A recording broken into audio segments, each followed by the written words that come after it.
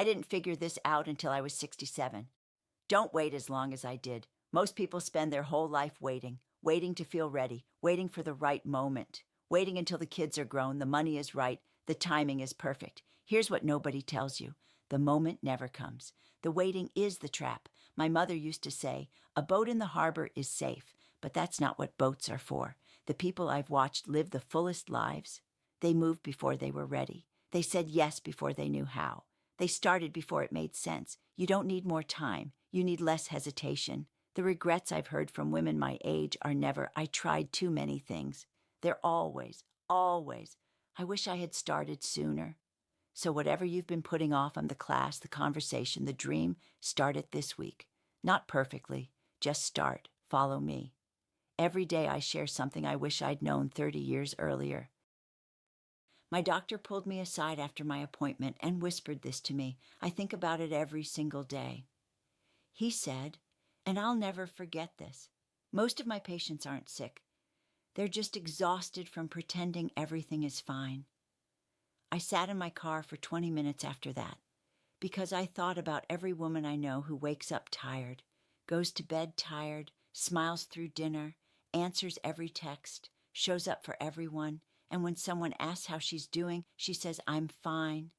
Fine is the most dangerous word in the English language. Fine means I have given up asking for what I actually need. Fine means I will hold this together until I physically cannot. Fine means I have confused being needed with being loved.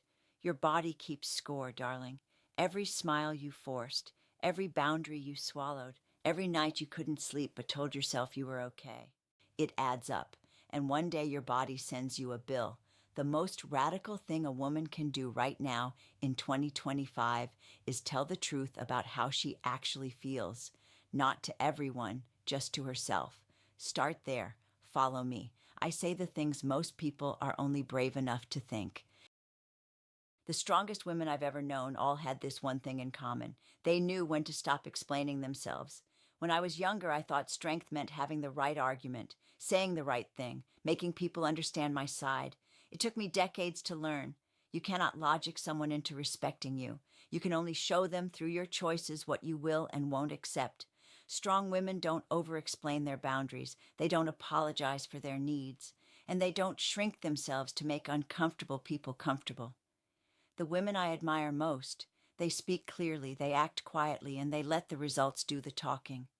If someone in your life makes you feel like your standards are too high, that's not a sign your standards are wrong.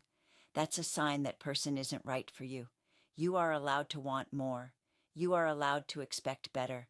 And you are absolutely allowed to walk away from anything that costs you your peace. Follow me. I share something like this every single day for women who are done playing small. My mother was 94. Her last coherent day, she grabbed my hand and said something I thought was strange. Years later, I finally understand what she meant. She looked at me very clearly, sharper than she'd been in months, and she said, "Stop apologizing for taking up space." That was it. She closed her eyes, and that was the last real conversation we ever had. I thought about it for years. I took up plenty of space. I was loud. I had opinions. What did she mean? Then one day I was at a restaurant and I asked the waiter to move us to a different table because the one we had was too cold. And before the words were even out of my mouth, I had already said, "I'm so sorry. I hate to ask. I know it's probably a bother." For asking to move to a warmer table. That's what she meant.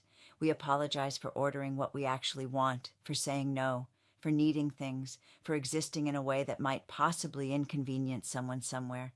She saw it in me because she'd done it her whole life, too. Stop apologizing for taking up space. You are allowed to be here fully. Follow me. She would have wanted me to share this. My granddaughter is 9 years old. She asked me a question last Sunday that I could not answer, and I've been thinking about it for 6 days straight. We were doing a puzzle together. Out of nowhere, she looked up and said, "Grandma, what do you do just for fun? Like not for anyone else, just because you like it?" I opened my mouth to answer, and nothing came out. I sat there, 71 years old, and I could not name a single thing I did purely for the joy of it. Everything I do is for someone. The cooking, The organizing, the phone calls, the showing up. She watched me struggling and just went back to the puzzle, like she already knew. 9 years old. I went home and I made a list. Things I used to love before I got so busy being useful. Painting, long walks with no destination, reading in the afternoon without feeling guilty. I've started doing one of them every week. If a 9-year-old has to remind you that you're allowed to enjoy your own life, listen to her, follow me, and make your list this week. You existed before you became everyone's everything. She's still in there. I've outlived 3 people who spent years telling me I was too sensitive, and I have some thoughts about that. They meant it as an insult every time I cried at something beautiful, every time I felt things deeply, every time I let something matter to me. You're too sensitive. As if feeling things fully was a character flaw to be corrected. Here's what I know now at 71. Sensitive people are paying attention. They notice when something is wrong in the room before anyone says it. They know when someone is hurting even when that person is smiling. They feel the weight of things that others walk right past. That is not weakness. That is a kind of intelligence most people never develop. The world tries very hard to make feeling people stop feeling, to toughen up, build walls, stop reacting. Don't do it. Your sensitivity is not the problem. It has never been the problem. The people who couldn't handle your depth, that was their limitation, not yours. Stay soft. Stay open. Stay paying attention. The world desperately needs people who still know how to feel things. Follow me and stop apologizing for how deeply you feel.